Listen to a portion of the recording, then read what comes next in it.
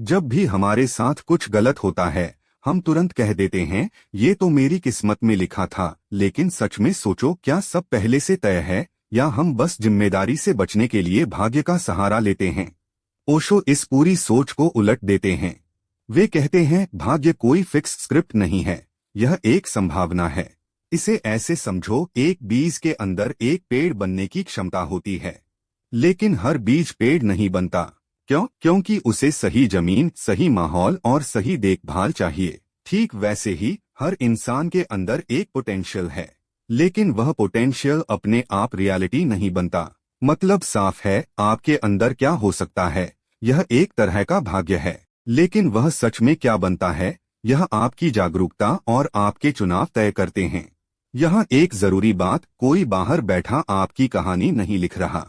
आपका अतीत, आपकी आदतें और सबसे ज्यादा आप इस पल कैसे जी रहे हैं, यही आपकी दिशा तय कर रहे हैं। आप हर दिन अपनी कहानी लिख रहे हैं, चाहे आपको इसका एहसास हो या नहीं। अब बात आती है आजादी की। ज्यादातर लोग कहते हैं कि वे आजाद हैं, लेकिन अगर ध्यान से देखो तो वे पूरी तरह दूसरों की सोच से प्रभावित हैं। समाज क्या कहेगा, लोग क्या सोचेंगे, क्या सही है, क्या गलत है।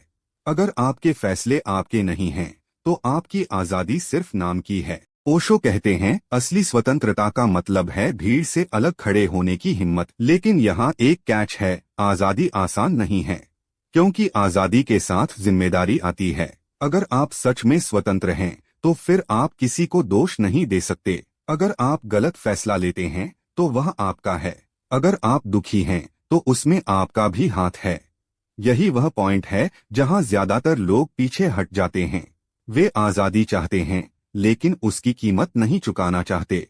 अब आते हैं आत्मा की बात पर। ओशो आत्मा को किसी रहस्यमय चीज की तरह नहीं बताते।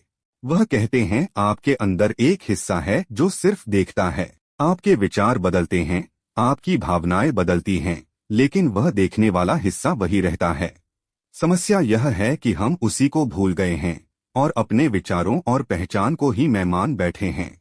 ध्यान का असली काम यही है, आपको उस साक्षी तक वापस ले जाना।